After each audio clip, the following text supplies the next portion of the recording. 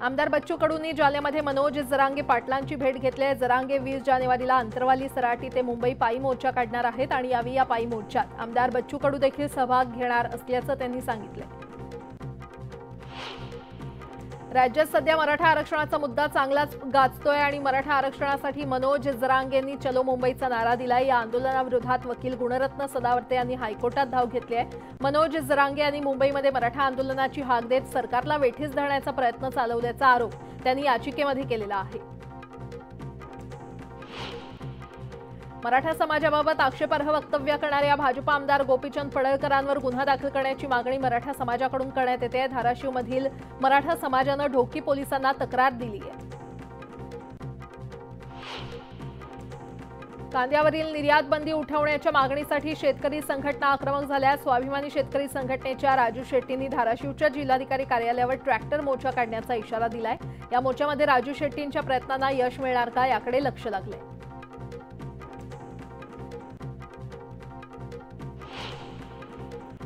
आज अलिबागमध्ये राज ठाकरेंची जमीन परिषद होत आहे। मनसेच्या जमीन परिषदेचा टीजर रिलीज करण्यात आलाय। मनसे अध्यक्ष राज ठाकरे आज अलिबाग दौऱ्यावर असून यावेळी राज ठाकरे अप्पासाहेब धर्माधिकारी यांची देखील भेट घेणार आहेत। शिवसेनेच्या आमदार अपात्रतेच्या निकालानंतर येणाऱ्या काळात राष्ट्रवादीचा काय निर्णय होईल ते सांगता येत नाही। त्यामुळे पुढच्या काळात मी आमदार असेन की नाही हे सांगता येत नाही असं सूचक वक्तव्य शरद पवार गटाचे आमदार प्राजक्त तनपुरे यांनी केलंय। बीड जिल्ह्यातील माकप, भाकप आणि शेकाप या डाव्या पक्षाच्या प्रमुख कार्यकर्त्यांचा जिल्हा मेळावा संपन्न झाला। यावेळी कार्यकर्त्यांनी मोठ्या संख्येने उपस्थिती लावली। तर देशात धर्माच्या नावाखाली भांडवलशाही बळकट होत असल्यानं भांडवलशाहीला विरोध करा असं आवाहन देखील करण्यात आलं। खासदार विनायक राऊत हे सिंधुदुर्ग रत्नागिरी लोकसभा मतदारसंघाला लागलेला एक कलंक आहे। हा कलंक पुसून टाकण्यासाठी कार्यकर्त्यांनी सज्ज राहावं, त्यासाठी कोणत्याही आमिषाला बळी पडू नका असं आवाहन नितेश राणे यांनी केलंय। कणकवलीतील महायुतीच्या मेळाव्यात ते बोलत होते। अमरावतीमध्ये झालेल्या महायुतीच्या मेळाव्यात आमदार प्रवीण पोटे यांनी आमदार रवी राणांवर नाव न घेता चांगलीच टीका केली आहे। नागरिकांना चांगली वागणूक द्या असंही ते यावेळी म्हटले।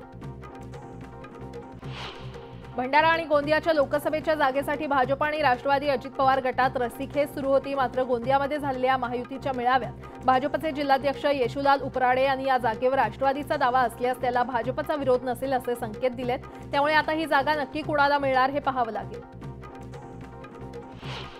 सोलापुरात 19 जानेवारीला पंतप्रधान नरेंद्र मोदींच्या हस्ते 15,000 घरांच्या चाव्यांचं वाटप होणार आहे। याच गृहप्रकल्पाच्या कार्यक्रमाच्या पूर्वतयारीचा आढावा सोलापूरचे पालकमंत्री चंद्रकांत पाटील यांनी घेतलाय।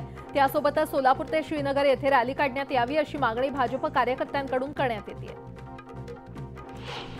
पक्ष चोरल्यावरून संजय राऊत यांनी केलेल्या टीकेला अजित पवार गटाचे आमदार अमोल मिटकरी यांनी जोरदार प्रत्युत्तर दिलंय। संजय राऊत यांची 3 इंद्रिय निकामी झालेली आहेत असं ते म्हटलेत। अकोल्यामध्ये महायुतीच्या मेळाव्यात ते बोलत होते।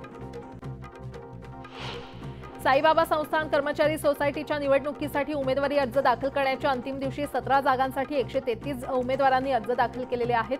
ही निवडणूक तिरंगी होणार असल्यानं रंगत वाढली आहे। 2 पॅनल महसूल मंत्री राधाकृष्ण विखे पाटील समर्थकांचे असून विठ्ठल पवार यांच्या नेतृत्वाखाली 3रा पॅनल निवडणुकीमध्ये उभा ठाकल्यानं चुरस अधिक वाढली असून विजय कुणाचा होणार याकडे लक्ष लागले।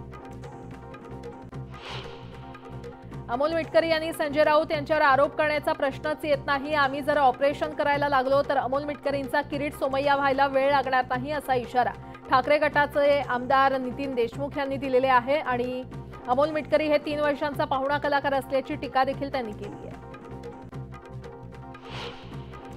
संग्रामपूर तालुक्यातील मोमिनाबाद येथे भाजप किसान सेना आघाडीच्या तालुका अध्यक्षांसह शेकडो कार्यकर्त्यांनी वंचित बहुजन आघाडीमध्ये प्रवेश केला आहे। त्यामुळे आमदार संजय कुटेंच्या मतदारसंघात भाजपला खिंडार पडली आहे। त्याचा परिणाम निवडणुकांवर होण्याची शक्यता आहे।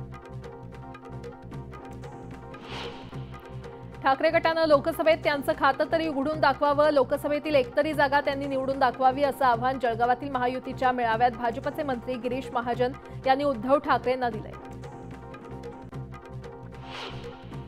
राज्याचे सोडा मात्र देशांमध्ये 8 लाख कोटी रुपये पाण्यासाठी खर्च करणारा एकमेव पंतप्रधान जन्माला आला असेल तर त्यांचं नाव नरेंद्र मोदी आहे असं वक्तव्य शिवसेना शिंदे गटाचे मंत्री गुलाबराव पाटील यांनी जळगावातील महायुतीच्या मेळाव्यात केलं। पारोळा तालुक्यातील शरद पवार गटासह शिवसेनेतील कार्यकर्त्यांनी भाजपमध्ये प्रवेश केलाय। भाजपचे खासदार उन्मेष पाटील यांच्या हस्ते गळ्यात मफलर टाकून त्यांचा पक्षप्रवेश करण्यात आला। ओमराजे निंबाळकरांनी धोका दिल्याचा आरोप आरोग्यमंत्री डॉक्टर तानाजी सावंत यांनी केलाय। त्यासह जनतेसाठी केंद्रातून कोणती योजना त्यांनी आणली का, एखादी आणली असेल तर सांगावं, असं चॅलेंज देखील तानाजी सावंत यांनी निंबाळकरांना दिलंय। धाराशिवमधील महायुतीच्या मेळाव्यात राजकीय वैरी असणारे तानाजी सावंत आणि आमदार राणा पाटील हे दोघं एकाच मंचावर एकत्र पाहायला मिळाले। या मेळाव्यामध्ये दोघांनीही एकमेकांचे गोडवे गायल्याचं पाहायला मिळालं। काँग्रेसमधील अनेक नेते नाना पटोलेंना कंटाळलेले आहेत, म्हणून मिलिंद देवरांनी पक्ष सोडला। राहुल गांधींनी आधी पक्षातील नेत्यांना न्याय द्यावा आणि नंतर भारत न्याय यात्रा काढावी असा टोला आशिष देशमुख यांनी लगावलाय। तर देवरांपाठोपाठ अनेक नेत्यांची काँग्रेस सोडणाऱ्यांची रांग लागणार असल्याचा दावा देखील त्यांनी केलाय। गेल्या अनेक वर्षांपासून रखडलेल्या मुंबई गोवा महामार्गावरील धोकादायक झालेल्या परशुराम घाटातील दोन्ही मार्गिका लवकरच वाहतुकीसाठी खुल्या होणार आहेत। तुर्तास या घाटातून एकाच मार्गिकेवरून वाहतूक सुरू आहे। दुष्काळात 13वा महिना म्हणावा अशी परिस्थिती आता बीडमध्ये निर्माण झालेली आहे। ऐन हिवाळ्याच्या महिन्यातच पाणी संकट निर्माण झाल्यानं नागरिकांची गैरसोय होते। विहीर आणि बोरवेल आटल्यानं जिल्ह्यातील भूजल संकट आणखी गडद झालंय। त्यामुळे पाणी आणायचं कुठून असा सवाल आता नागरिकांना पडलाय।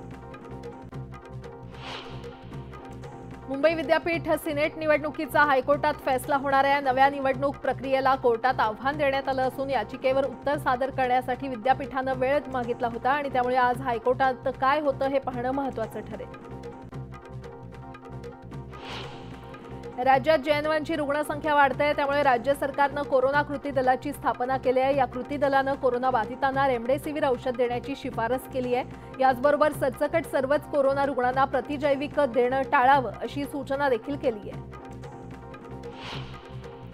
औरंगपुरा येथून खडकेश्वरकडे जाणाऱ्या रस्त्यावर बऱ्याच दिवसांपासून ड्रेनेजचं पाणी वाहतंय आणि त्यामुळे रस्त्यावर चिखल होऊन घाण होत असल्यानं परिसरातील व्यावसायिकांना आणि नागरिकांना मोठ्या प्रमाणात अडचणींना सामोरं जावं लागतंय। या संदर्भात पालिकेनं लक्ष घालावं आणि यावर तोडगा काढावा अशी मागणी होतीये। आणि आता एक मोठी बातमी